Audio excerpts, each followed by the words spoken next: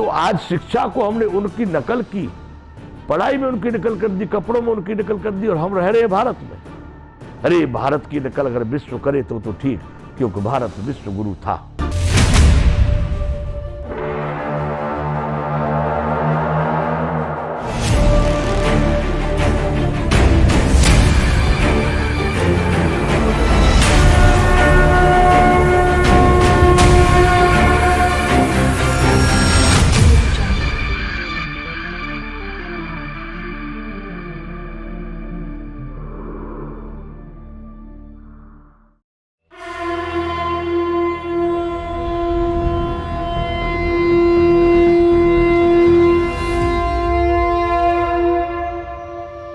जय विश्व बंधु।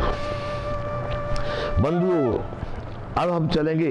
राष्ट्र भारती तो हमारा समूचे राष्ट्र का एक विषय है। अब हम इस राष्ट्र भारती में एक आज चर्चा करेंगे आपसे हमारी शैक्षणिक पद्धति के विषय में, शिक्षा के विषय में।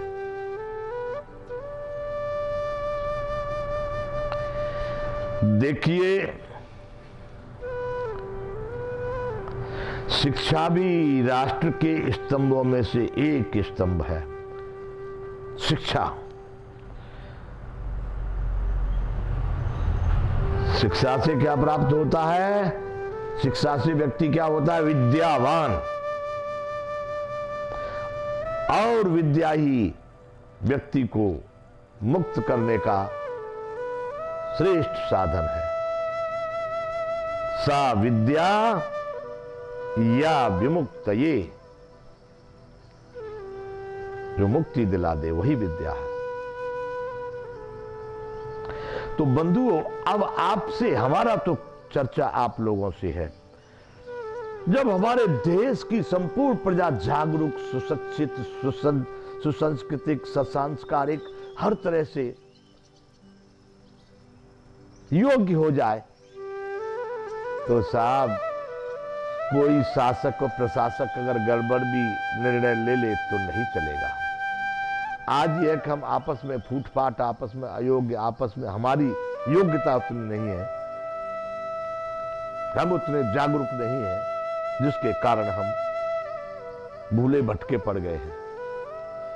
तो बंधुओं, शिक्षा की नीति को आप देखिए। अब मैं अपनी जो चर्चा करता हूं, अपने मन की बात करता हूं, तो वर्तमान शिक्षा ठीक है। आज के शासन प्रणाली, आज के शासकों को, लोगों को, आज जो हमारे बच्चे हैं, क्योंकि उन्होंने अपना जीवन अभी तक वो जिया नहीं, उनकी जीवन में तो यही श्रेष्ठता है जो चल रही है। वर्तमान शिक्षा प्रणाली चल रही है, उनके लिए तो बहुत अच्छी होगी।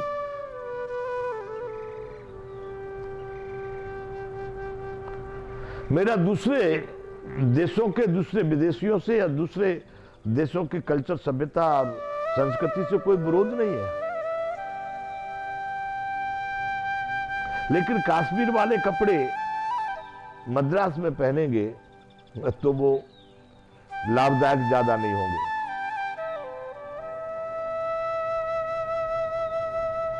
या हम हिमाचल की ठंडी वाले वेशभूषा या गुजरात में पहनेंगे तो उतना ठीक नहीं रहेगा। अभिप्राय मेरा यह है कि जहां का जो सभ्यता, देश, वेशभूषा, भोजन जहां जहां चले आ रहे हैं, वो उनके लिए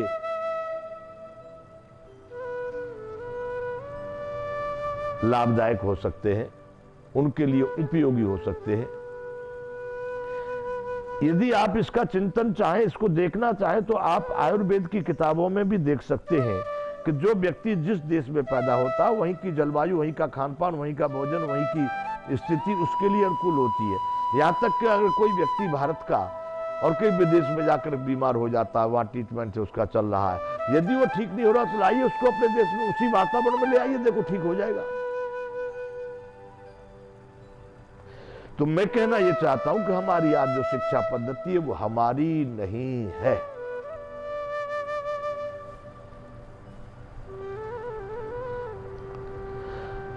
मुझे पूछा जाए तो मैं तो बिल्कुल संतुष्ट नहीं हूं इससे, बिल्कुल नहीं। अब बिल्कुल नहीं तो क्यों कहेंगे भाई ई तो पढ़ना पड़ेगा, कुछ किताब भागवत गीता बांचने के लिए भी तो कुछ पढ़ना पड़ेगा। उतना ठीक है। रही बात भाषा की, तो बगैर पढ़े लिखे लोग भी बोलते ही हैं भाषा। तो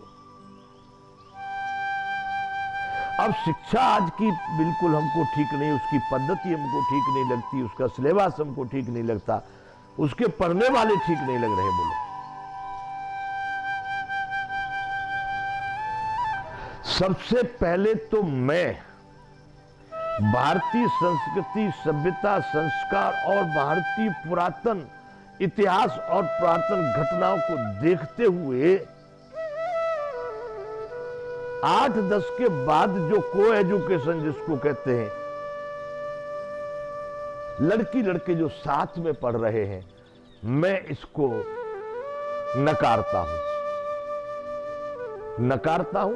इसका मतलब यह नहीं कि लड़कियां नहीं पढ़े, या इसका मतलब ये नहीं कि लड़के नहीं पढ़े, लेकिन जो साथ में जो कॉलेजों में पढ़ाई हो रही है, मैं इसको नकारता हूं। अरे आपको पढ़ाना ही है लड़कियों को, तो लड़कियों के विद्यालय अलग कर दो। घी और अग्नि साथ में नहीं रहते बंधु, ये उम्र होती है लड़के लड़कियों की, और जिसमें न देश धर्म का कोई ख्याल होता, उनको तो केवल प्यार का ख्याल होता है। और उसमें इतना बड़ी विकृति होती है कि उनका जो बहुत अनमोल समय है वो झूठे धोखेबाजी में, प्यार के ढकोसले में ही नष्ट हो जा रहा है। आपको गलत लगता हो तो मैं सारे भारत में सिद्ध करके दिखाऊंगा क्या हो रहा है। पहला तो यही है कि ये साथ साथ जो लड़की लड़कों की पढ़ाई है, वैसे तो इतनी पढ़ाई, ये पढ़ाइयां जो अब आप कह रहे हो कि इसी से देश चल रहा है, सारे ये जितने भी विज्ञान चल रहे हैं, सारे चमत्कार चल रहे हैं, सब इसी से चल रहे। बिल्कुल नहीं। बगैर पढ़े लिखे लोगों ने बड़े बड़े इंजन बना के तैयार कर दिए, ऐसी ऐसी घटनाएं, ऐसे ऐसे यंत्र बना के तैयार कर दिए जो एक अक्षर नहीं पढ़े थे। एक अक्षर नहीं पढ़े थे, उन्होंने ऐसा राष्ट्र का संचालन करके दिखा दिया, बड़ी बड़ी राजनीतियां चला के दिखा दी। ऐसे उच्च कोटि के कार्य करके चले गए जिनको आज तक हम भूल नहीं पाए। और आज भी आप अपनी नजर से देख लो, कितने पढ़े लिखे महापुरुष हैं और बड़े उच्च स्तर पर हैं, और कितने बगैर पढ़े लिखे। आज भी कम पढ़े लिखे का ही ज्यादा महत्व और ज्यादा महानता और ज्यादा योग्यता है। इन बातों को करके मैं ये नहीं कहना चाह रहा कि भाई ये बच्चों को पढ़ाओ ही मत, पढ़ाई ठीक नहीं है, पढ़ाओ।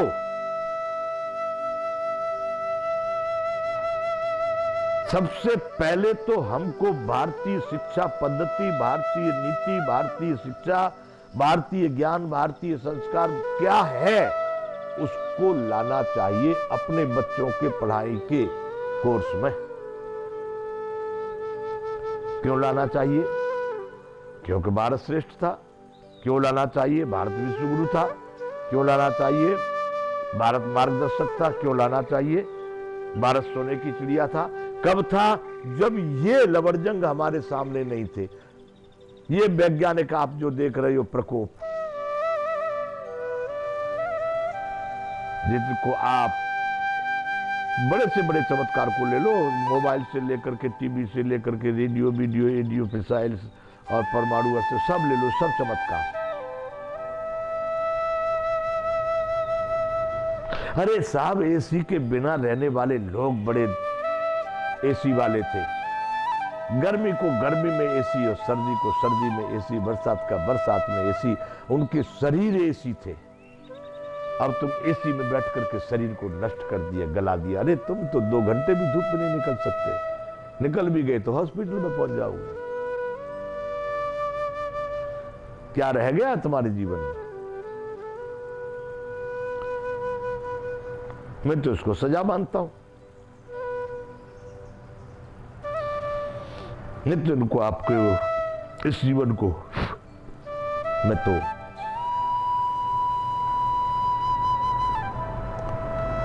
बड़ा कैदी की तरह से कैद वाला जीवन मानता हूं।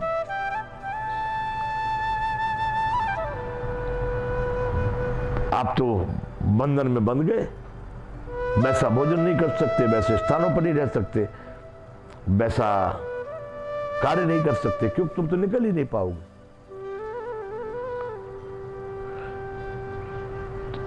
आवश्यकता नहीं थी मनुष्य को इस विज्ञान की, क्योंकि हमारे पूर्वज, हमारे वैज्ञानिक, हमारे विद्वान पहले इन सभी चीजों का उपयोग करके छोड़ गए। क्योंकि जब जब विलासता बढ़ी उस समय पर मनुष्य ने विलासता के लिए प्रकृति का दुरुपयोग किया और प्रकृति ने मनुष्य को नष्ट भ्रष्ट करके एक ऐसा रास्ता बनाया जहां पर वही प्राकृतिक जीवन झोपड़ी कुटी और मकानों में, लकड़ी के पत्थर के मकानों में रहने का। तो बंधुओं, शिक्षा नीति पर आप चिंतन कीजिए। जो कोई कुछ लिखता जा रहा है, जो कोई लिखता जा रहा है, उसी को लोग जो है अपना एक रास्ता मान लेते हैं।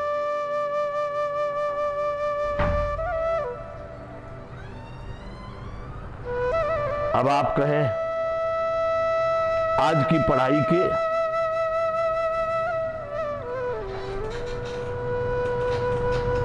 BBA, BCA, MBA, MCA, ये तो भी ठीक, और भी कुछ ऐसे आ गए हैं कि जिनका हम तो नाम भी नहीं जानते।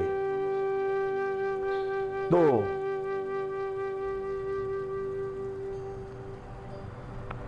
अरे शिक्षा होनी चाहिए तो राष्ट्र और धर्म के ज्ञान की होनी चाहिए, शिक्षा होनी चाहिए तो परोपकार और पुरुषार्थ की होनी चाहिए, शिक्षा होनी चाहिए तो प्रेम और त्याग की होनी चाहिए। अक्षर ज्ञान केवल पूर्ण नहीं है, संस्कारित होना चाहिए उसको।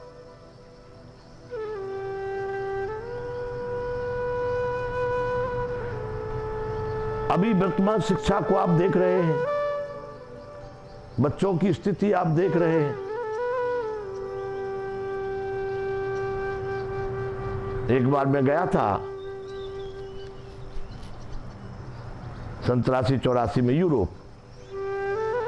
मैंने देखा वहां पर बहुत ठंडी थी, तो वहां पर टोप टाई और ये लगाए हुए चुस्त कपड़े और टाई वाले कोट वाले कपड़े उचित था बच्चों के लिए।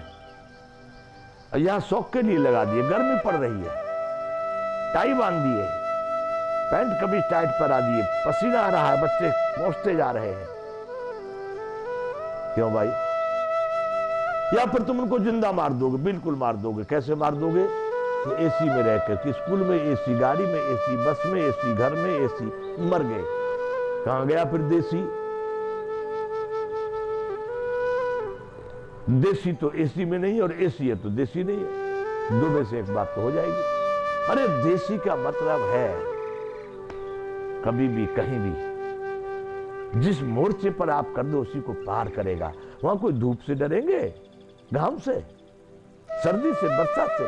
अरे बरसात और सर्दियों में मैंने देखा था लोगों को खेतों में नहर और बम्बे का पानी लगाते, उनके पास बहुत कोई कीमती कपड़े नहीं, जो चादर मिल गई उसी को उड़ के चले गए।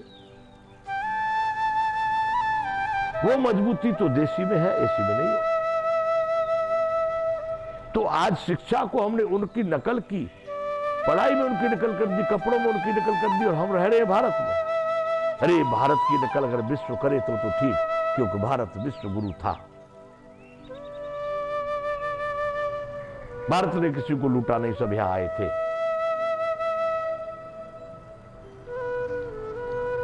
इसलिए बंधुओं, शिक्षा नीति पर बड़ा चिंतन होना चाहिए, और शिक्षा कैसी होनी चाहिए उसके लिए भी चिंतन होना चाहिए, और सबको पढ़ना चाहिए कि नहीं पढ़ना चाहिए इस पर भी चिंतन होना चाहिए।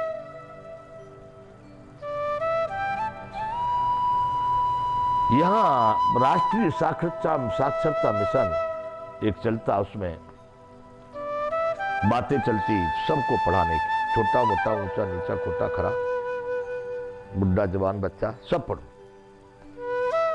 क्या करोगे सबको पढ़ा के? ऐसी शिक्षा, ऐसी विद्या। बंधु, इसके विषय में आपसे चर्चा करूंगा अगले कार्यक्रम में। यहां पर विराम करते हैं। जय विश्व बंधु।